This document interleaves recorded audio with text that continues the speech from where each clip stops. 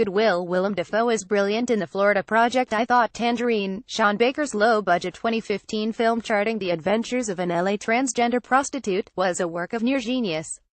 He's done even better with The Florida Project, a grimly poetic drama set in one of America's so-called welfare hotels that huddles in the shade of a Disney resort. 6-year-old girl Mooney Brooklyn Prince and her friends run wild through the corridors of an old motel run with quiet competence by its long-suffering manager, Bobby, a brilliant Willem Defoe. Mooney and her little gang laugh, curse and rain spit on parked cars. They know no better and are unaware they're part of a forgotten American underclass. Mooney's mother, Halle Brea Vinette, an unemployed stripper, must find a new way of paying the rent, and poor Mooney's precarious little world is about to come tumbling in on top of her. The Florida Project is not a sentimental film and never fetishizes its protagonist's poverty.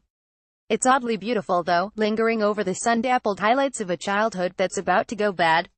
A brilliant climax juxtaposes the real lives of America's poor with the shimmering towers of Disney World, a make-believe land where children are cherished, not neglected and despised. Professor Marsden and the Wonder Woman 108 minutes on Paradise Island. We play many binding games, Wonder Woman told a lassoed captive in an early edition of the 1940s comic. Those initial episodes had kinky undertones and were based on a very complex private life. Professor Marsden and the Wonder Woman tells that story, and what a tale it is. William Moulton Marston Luke Evans was a distinguished Harvard psychology professor with a deep interest in the impulses towards domination and submission he believed underlay all human affairs. His wife, Elizabeth Holloway Marston Rebecca Hall, was equally clever, but her academic advancement was blocked because of her gender.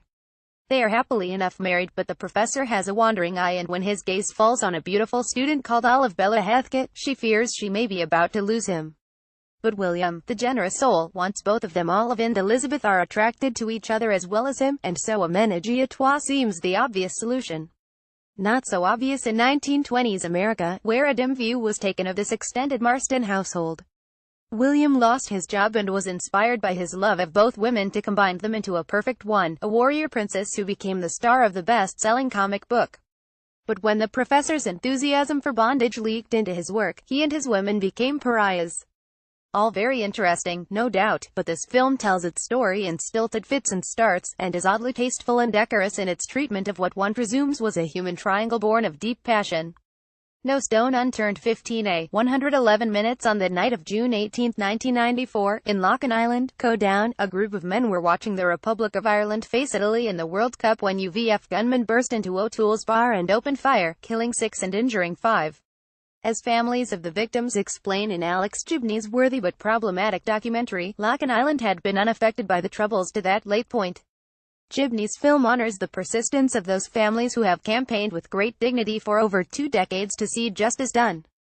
The resulting RUC investigation was either incompetent or willfully obtuse, and No Stone Unturned airs the widely believed view that the killers were protected because of their connections to law enforcement.